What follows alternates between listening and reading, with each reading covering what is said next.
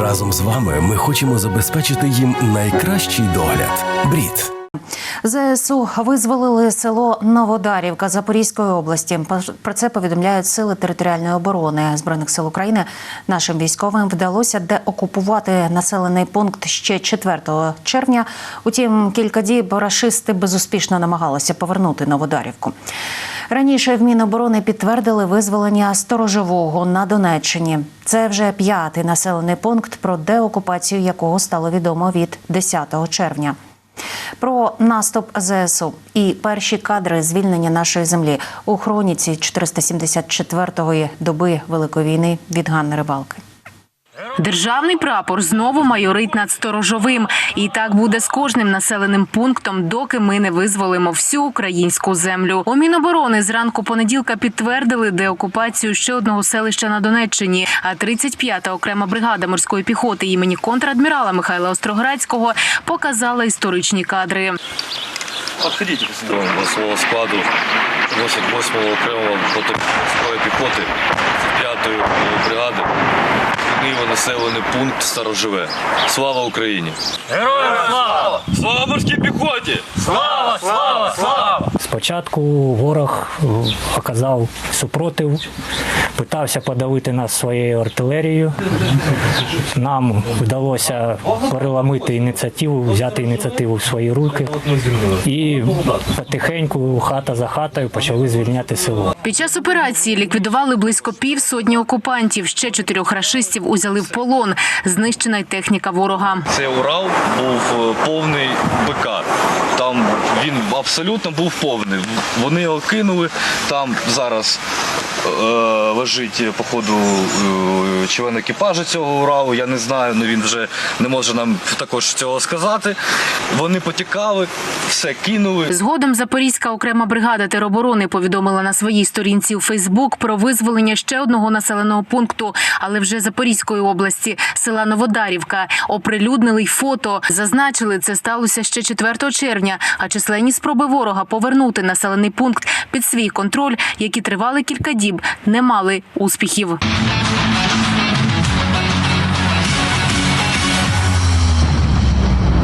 Напередодні у Міноборони підтвердили деокупацію Благодатного та Макарівки. Деталі розповів речник Сил оборони Таврійського напрямку. Загарбники несамовито опирались. У ході операції вдалося взяти в полон російських військових, а також представників таких собі МВД ДНР. У понівеченому селі чекали на звільнення. Після того, як стихли бої, люди вийшли з підвалів і вітали своїх визволителів. Українські військові наступають і на Бахмутському напрямку. Просунулися від 250 до 700 метрів, кажуть у східному угрупованні військ. Рашистів ліквідовують десятками. 66 окупантів знищили, 83 зазнали поранень, 3 потрапили до полону. Також було знищено 2 бойові машини піхоти ворога, 2 бойові машини десанту, БТР, 2 самоходних міномети «Нона». Кадрами бою з-під Бахмуту поділилася 3-я штурмова бригада. Під прикриттям броні та вогню штурмовики заходять на позиції противника та починають бій. Мета – знайти кожного окупанта, який заховався у зеленці.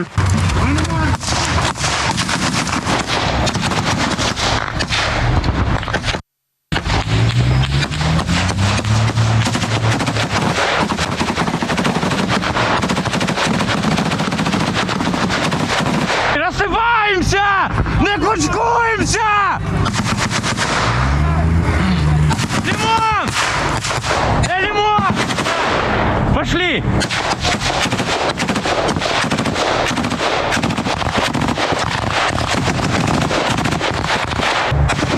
Дистанція!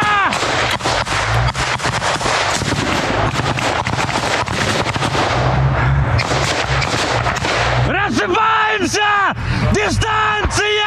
Відтак йдеться у звіті Інституту вивчення війни. Починаючи з 10 червня, Збройні сили України вже визволили 5 населених пунктів. Тим часом окупанти анонсують жест доброї волі зі ще одного селища – Рівнопіль на Донеччині. Свою втечу пояснюють новою конфігурацією лінії оборони. Я до останнього не вірив, що кацапи такі єбануті. Із визволенням Новодарівки на Запоріжжі ЗСУ привітали представники російського добровольчого корпусу. Кажуть, тримали позиції навпроти цього населеного пункту з липня по листопад минулого року. А напередодні бійці РДК заявили, під час обміну один із полонених росіян відмовився повертатися на Московію. Ним виявився колишній вагнерівець. Отказываюсь от обмена и возвращения в Российскую Федерацию. Отказываешься от обмена? Да. Где служил? Частная военная компания «Вагнер». Опа, господин Пригожин. Судьба снова связывает нас с вами таким затейливым образом.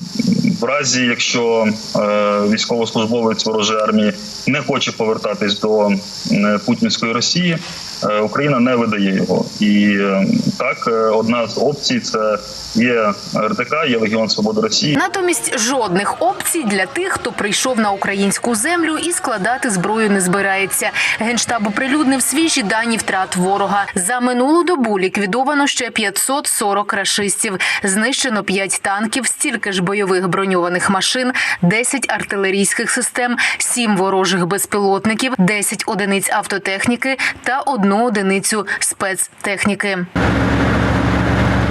Рашистам буде боляче, нехай готуються, а ми підемо в бій. Так кажуть на Донеччині, на одній з локацій, де ремонтують трофейну російську техніку. А ще лагодять танки Т-72, які Україні передали поляки. Це польська допомога.